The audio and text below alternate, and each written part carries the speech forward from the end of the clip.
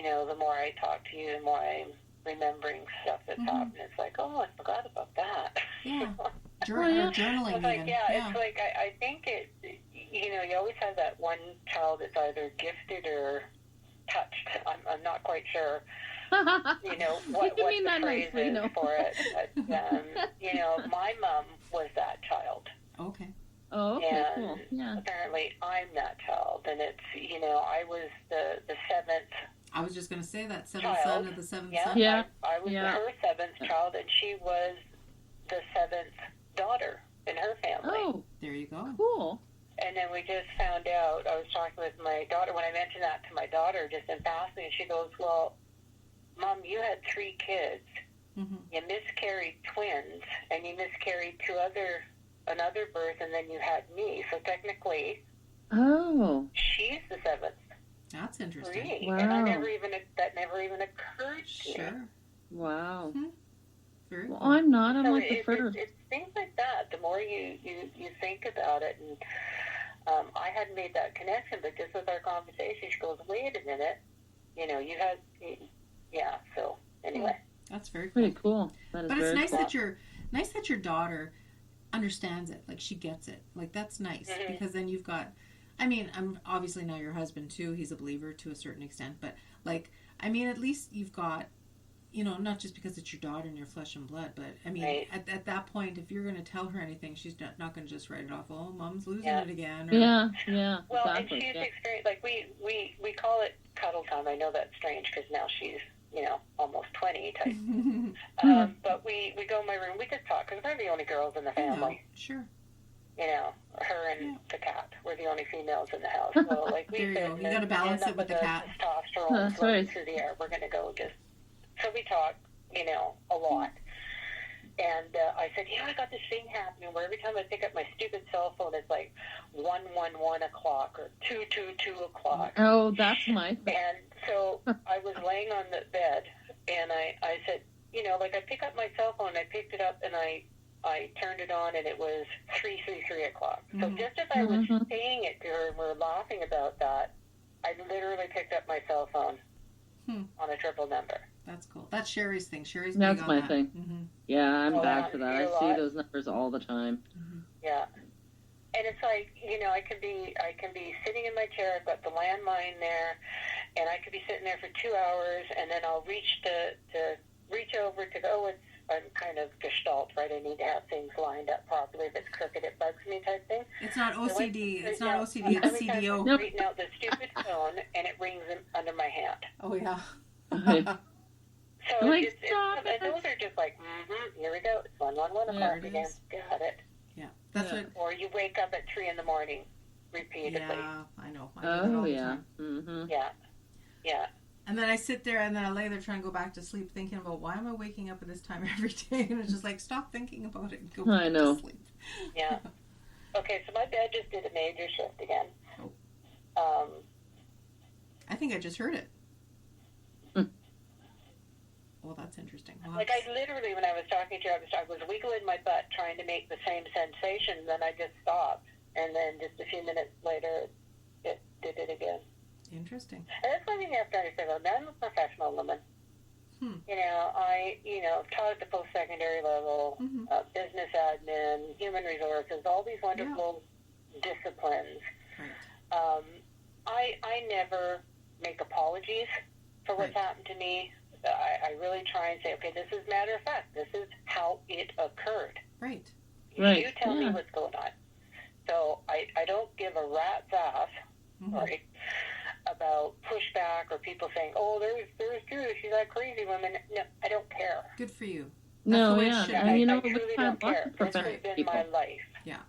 And no, my exactly. husband's aware of this. My kids are aware of this. My close friends are aware of this. This is the first time where I literally said, other than the workshop I held, where I said, okay, here's what I'm going to share with you. Right. But I mean, we've had nurses and other people, a lot of other people that you wouldn't totally think. have experienced something. Yeah. And I love your term, optimistic skeptic? We're optimistic skeptics, yes. Yeah. My favorite meme, if you will, there was a picture on Facebook, and it's a raccoon and it said, ghost hunters are in my house and wanted to hear a ghost, so I knocked something over. Oh, yeah. And they ran out the door. That's always ticked me off. You watch all these shows, and it's like, why are you running away from the sound you heard? Yeah. You should be running towards it. Yeah. Like, I don't get this. And, then the pragmatic part of me goes, well, they're in a 300-year-old house. Of course it's going to creak and moan and settle and do crap. Of course. Yeah. So even with what I've experienced, it's like, okay, wait a minute. The first thing I try and do is, okay, debunk. Mm-hmm. Right, and then it's like, okay, I have no explanation for this. Yeah. Like, I hate the shows, and their majority, like Peaks and Valleys, like, there were all these shows, and then they kind of wane off, and then they come back. Yeah. But the majority, they're all like taunting and prodding and show yourself, and just like, well, what the hell? Like, have some respect. These were people once too. They're still people. They're just dead. Like, are you going to shout in your grandma's face? Like, yeah, like and I always think, please, just once, just show yourself and scare the bejesus out of this jerk. That's right. I mean, that's what floats through my head. Yeah. And like, just do it.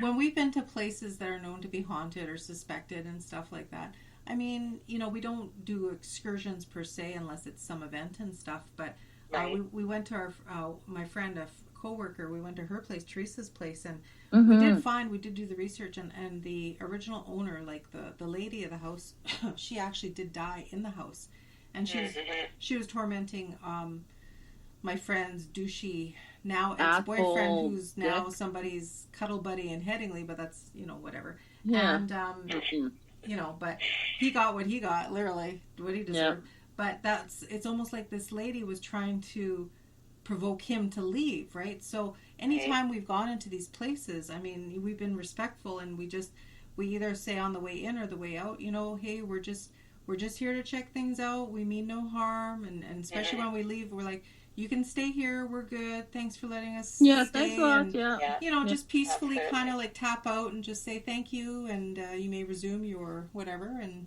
just previous activity. Yeah, because provocation it's not smart, because God forbid you do encounter something that's going to push back in a really kind of negative way. That's not how you want to posture yourself. That's not cool. No, and you're absolutely right. It is 100% disrespectful. Totally. Well, yeah. I wouldn't walk into someone's house and do that. Like, exactly. Walk into your neighbor's babe, like, hey, what are you doing? We were laughing. Yeah. We were laughing at Gertie's expense there at the Dalvnart when we were out for Doors Open, and we were basically reading, like, and it's not because we're lazy or not because of copyright and stuff, but a lot of times when we do research on places, we're just going to read what's already out there because it's the truth. People have documented, they've researched it. It's the stories we want to hear that aren't documented, right? So we were reading right off from the Dalvnart's information page on the history of the Dalvnart and the MacDonald family. And it was from their page, but we were laughing. I mean, it was a Saturday morning. It was a clear, nice day. We're recording live from the porch. We had we had Jen with us, I think, our third wheel. And we weren't drunk or anything, but it was so funny because this woman was so posh and hoity-toity and, had to have the best of the best, right? Spare no expense at the time. And then her husband dies and she has to sell off everything. Well, apparently a couple years before that, she goes and gets her pug dog stuffed, which is sad in itself, right? But then when she had this massive sale, she sold her dog for $25. Yeah. Well, how can you not laugh? How can you not laugh? Because it's like a big setup, and then she sells the stuffed dog for $25. There goes Bugsy. And then we're laughing so hard, but it was a little disrespectful because when you listen to that clip right after we talk about it, you hear an unknown voice say lies like that. Yeah. Oh my goodness. So we have to go back and we have to apologize and say our piece. Like, we recognize that. Oh my God, really? It's like, sorry. Wow. Yeah. So I mean, they're listening. Who? Oh my God. Oh geez, that startled me. That was my bed. Oh. They didn't like that either, I guess. I guess they didn't like that one either. No.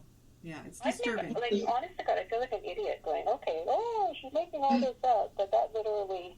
No, I believe you. Caught me off guard, that one, because that was the biggest one so far. No, I believe you. When I was interviewing, when we had Cher on the phone like this, and I went down to the girl's place of work, and I didn't know her place of work was haunted. I was there to talk about her house. And then she told me about the house, or about her place of work first. And I'm like, oh, I didn't realize that. So, like, my guard was kind of already down, you know? Mm-hmm. And then I was wearing my Giving Up the Ghost shirt that Cher had made, this beautiful emblem on the back of a dressier shirt, and like my uniform or whatever.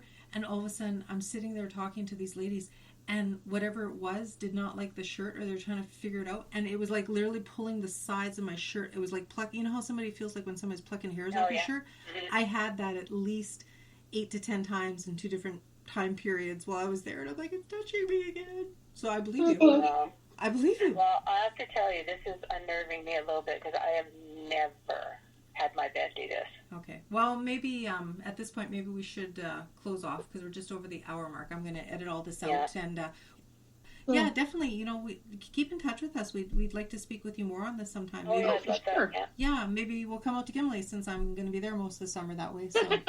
And Sherry's got family out that way in Winnipeg Beach, too. I have tons of family out that way, so. But, cool. Sounds good to me, ladies. Yeah, well, thank you. And like I say, it's the first time I've, talked, like, very openly, other than in the workshop I gave, and, some of the stories that were shared there, that people were comfortable. For sure. And I was comfortable to share my stuff, but otherwise, these are just things that, have stayed within the family and close friends. So for, when I saw that, I thought, no, I'm going to go for it. I'm going to, Well, that's a good idea. Like, what we've had happen here. So that's very nice of you to do that, though, because you've given people a peace of mind, right? So they've a commonality that they can feel free and open to discuss what they're usually probably ridiculed or shot down about, right? Absolutely. It's absolutely speak their mind, and we get that. But we're very grateful. Thank you very much. Yeah, thank you so much. Well, thank you. I appreciate this is awesome. Appreciate the opportunity. And I've enjoyed talking to you, ladies. This is, like I said, this is a subject I could probably talk about for, And if I know, it happens that way. Well, you got my number, so text me anytime. That's all good. So. Perfect. Sounds good. Okay, Judith. Take care. Thanks so much. Thank you. Take care, guys. Good night. Thanks. Bye-bye. All right, good night. She was pretty cool, hey? Very cool. She's very nice. I like it. I liked her. I loved her. And I think because of her coming from Gimli, she has more of not a laid back feel, but like, She's chill. She's chill. That's right. She's chill, man.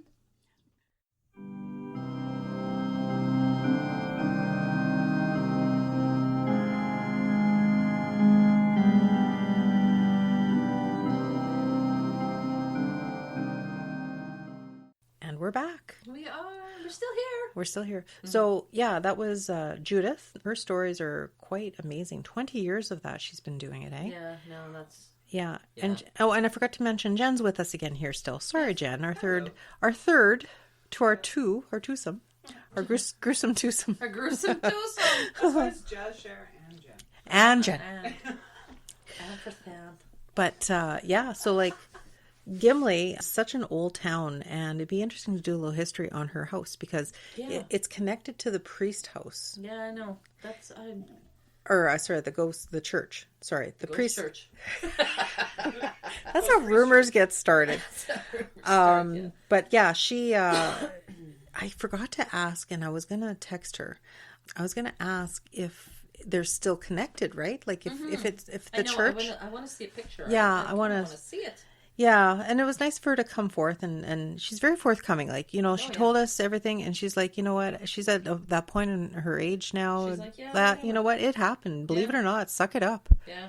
Yeah, so it's interesting that pretty much all members of her family had experienced different things, and the giggling of the children is kind of disturbing to me because... Yeah, I don't like... No, because I guess in one direction you could say it's reassuring and it's calming, and if in fact they are embodied...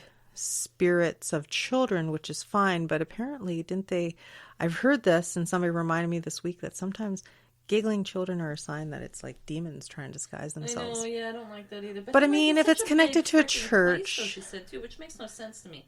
A big ass building that would be like part of a preacher's place or whatever. It's not going to live in a big ass building. Maybe it was some sort of like whatchamacallit for children. It was like an orphanage. That's the word. Yes. Saturday night, and I can't get my verbiage together. I'm 3 beers in. Ish. But yeah, it'd be interesting to do a little more digging on that. Just for the fact, my feel